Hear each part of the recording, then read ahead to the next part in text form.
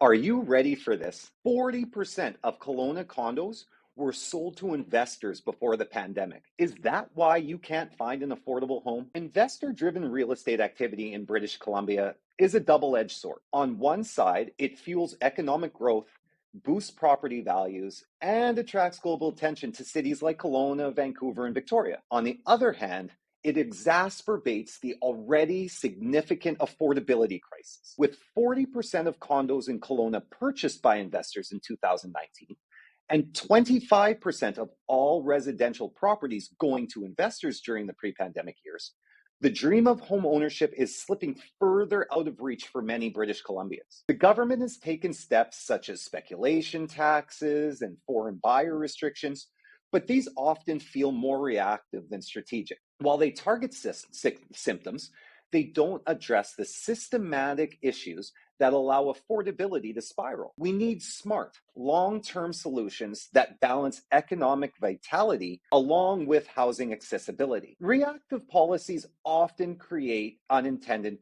consequences. For example, we have foreign buyer restrictions now. Investors have now shifted focus to loopholes or found new asset classes like condos in smaller markets. And then we have the speculation tax.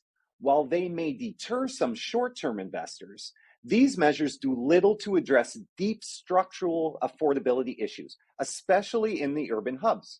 In some cases, these measures even discourage much-needed development, creating bottlenecks in housing supply that further drive up prices. What we need are more smart action plans. A lot of them need to look like something like these. One, an incentivized purpose-built rentals. Many investors target condos because they're easier to manage as short-term or long-term rentals. The government should offer incentives for developers to focus on purpose-built rental housing, such as tax credits or density bonuses. This would provide more stable housing options and reduce pressure on the for-sale market. Another one would be increasing housing supply strategically. Building more homes isn't enough. They need to be the right type of homes. Policies should prioritize diverse housing options, such as family-oriented units, affordable townhomes and duplexes in urban centers, instead of only luxury condos. We also need to rethink taxation models. Taxes targeting investors should be smarter. Instead of a blanket speculation tax, considered a tiered model penalizes high-frequency flippers disproportionately, encourages small-scale local investors to contribute to affordable housing solutions, for example, converting homes into multi-unit rentals. We need to also tighten transparency around ownership. The report highlights that investors often pay a premium, driving up prices. To address this, ownership transparency needs to improve.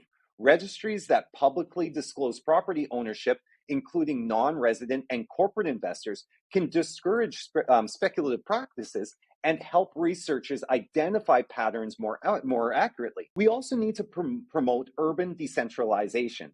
Policy should encourage development in underutilized areas and improve transportation infrastructure, making secondary cities more livable and accessible making secondary cities more livable and accessible will reduce pressure on Vancouver and Victoria's overheated markets. The bottom line, guys, is BC real estate has immense potential to serve both economic and social goals, but the government needs to approach these challenges with vision and balance.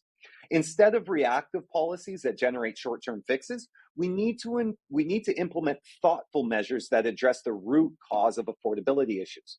This isn't just about investors, it's about ensuring that British Columbians can continue to live, thrive, and love where they live. I'd love to hear your comments or your thoughts on this. So please leave me a comment or send me a DM. I'd love to hear from you and I'd love to hear your thoughts. In the meantime, have a great week and we'll chat with all of you soon. Bye now.